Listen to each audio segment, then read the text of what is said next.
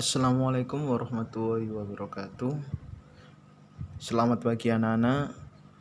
Semoga kalian selalu sehat, dalam kondisi fit dan bersemangat untuk menimba ilmu lagi. Walaupun masih pembelajaran jarak jauh, tetap semangat kalian harus tetap ada. Ya, doakan saja pertengahan ini, bulan ini, insya Allah kita bisa tatap muka.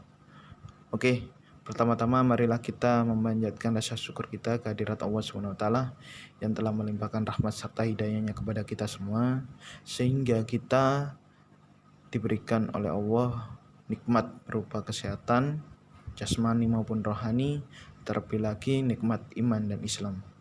Kedua kalinya salawat serta salam semoga tetap tercurahkan kepada junjungan Nabi besar kita, Nabi Muhammad SAW, yang telah membimbing kita dari jalan kegelapan menuju jalan yang terang benderang, yakni Adinul Islam. Oke anak-anak, pada kesempatan pagi hari ini saya akan menjelaskan materi hari ini adalah lari jarak pendek. Ya, masih tergolong di cabur atletik. Ya, lari jarak pendek ini ya bisa kalian pelajari ya. Kalau belum paham, di buku siswa kalian itu ada ya lebih lengkapnya di situ. Oke, saya jelaskan satu persatu. Next. Oke, tujuan pembelajaran pada pagi hari ini yang harus kalian ketahui adalah siswa dapat mengetahui dan memahami materi pembelajaran gerak spesifik lari jarak pendek. Yang kedua, siswa dapat menjelaskan teknik gerak spesifik lari jarak pendek, gerak spesifik start jongkok, dan gerak spesifik memasuki garis finish. Yang ketiga, siswa dapat mempraktekkan gerak spesifik lari jarak pendek, gerak spesifik start jongkok, dan gerak spesifik memasuki garis finish. Jadi 3 komponen ini ya yang bisa kita lakukan saat ini adalah yang 1 dan 2. Yang untuk yang ketiga, ketika kita udah masuk tatap muka, kita lakukan praktek ya. Semoga saja kita bisa melakukannya. Next, lanjut.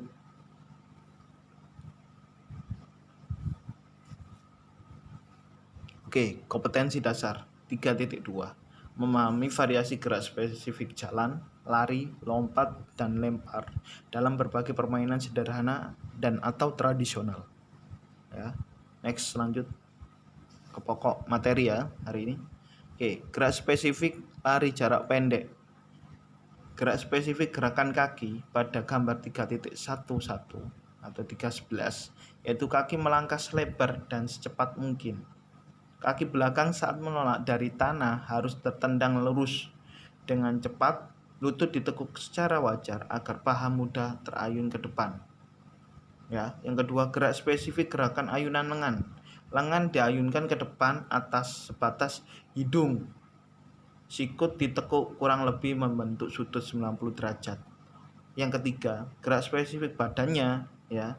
Saat lari harus rileks dengan kepala segaris punggung, pandangan ke depan, badan condong ke depan. Mengapa seperti itu? Kalau kita jalan, kita tegak. Ketika kita lari, ya, posisi badan itu harus ditentukan. Karena apa? Karena kita tidak menentukan gerakan seperti itu, ya, lari kita tidak akan cepat. Lari jarak pendek itu dikit. Ada yang untuk SD itu jarak yang paling mudah itu 50 meter, dan untuk SMP itu 100 meter. SD pun ya 100 meter. 100 meter, 200 meter, sampai 300 meter. Itu lari jarak pendek. Oke, next, lanjut. Oke, sekarang kita ke start jongkok. Gimana caranya untuk melakukan start jongkok? Ya, kalau kita praktek dulu di kelas 7 tidak memakai start block atau alat untuk start ya. Ini gambar untuk start blocknya. Ya, aba-aba bersedia ya ketika turun ya, yang belakang sendiri itu adalah aba-aba bersedia. Ya, posisi jongkok dengan lutut kaki di belakang menempel pada tanah, lintasan trek. Kedua lengan dengan telunjuk dan ibu jari siap menyangga berat badan dengan posisi kedua lengan selebar bahu. Yang kedua, aba-aba siap di nomor 1 ya, itu aba-aba siap. Ketika aba-aba siap, lutut yang menempel pada tanah atau lintasan trek diangkat bersamaan lutut kaki depan. Posisi pinggul lebih tinggi dari bahu dan kepala agak menunduk rileks. Yang ketiga, yang gambar nomor 2 adalah aba-aba ya. Go bunyi tembakan pistol. Nah, itu arahannya ya. Dorongkan kaki ke depan pada start block. Kaki belakang digerakkan ke depan dalam keadaan lutut ditekuk. Lutut diangkat ke depan atas. Jadi tahapan demi tahapan ketika melakukan start jongkok itu harus memperhatikan komponen, yaitu apa-apa bersedia, siap, ya. Itu harus dipahami oleh anak-anak ya. Oke, next, lanjut. Gerak spesifik memasuki garis finish. Nah, tahapan pembelajarannya yaitu terus berlari secepatnya melalui garis finish tanpa mengubah sikap lari. Yang kedua, membusungkan dada ke depan, kedua lengan ditarik ke belakang. Yang ketiga, menjatuhkan salah satu bahu ke depan. Itu yang lebih penting ya. Mengapa posisi ini yang harus dilakukan?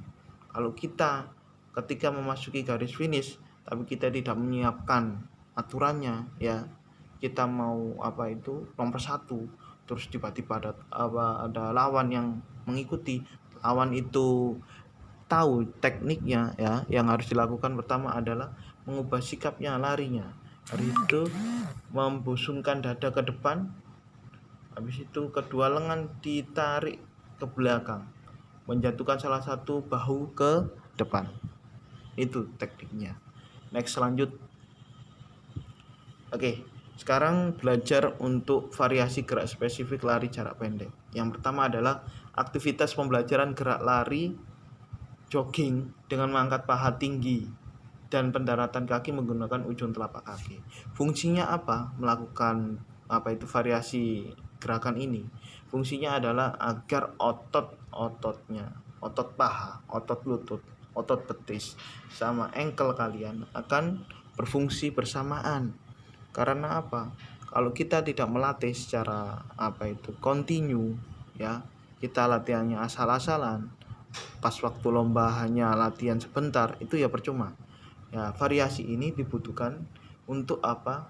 Untuk menambah daya ledak otot tungkai kalian, biar kalian itu larinya cepat di situ. Next. Yang kedua adalah variasi gerak spesifik lari jarak pendek. Yang kedua adalah aktivitas pembelajaran gerak lari cepat dengan kaki lebar. Ya, fungsinya kaki lebar itu jangkanya ya. Jangkanya itu biar kalian itu posisi kakinya itu lebih panjang daripada orang-orang lain atau teman-teman yang lain. Ya, kalau ya mohon maaf ya, kalau yang tinggi badannya kurang ya, posisinya kakinya itu lebarnya biar bisa dihitung sama kita. Jika kita posisinya tinggi, otomatis kaki kita juga panjang. Itu mempengaruhi. Jadi kebanyakan atlet lari itu yang tinggi-tinggi. Untuk apa? Untuk yaitu jangka kakinya itu panjang, otomatis ya cepat ya. Oke, next. Variasi gerak spesifik lari jarak pendek yang ketiga adalah pembelajaran gerak reaksi cepat dari posisi duduk. Ya, seringkali kita lakukan ini biar apa? Kita tanggap, kita respon, kita cepat. Ya, kalau kita tidak cepat, ya kayak apa-apa gini.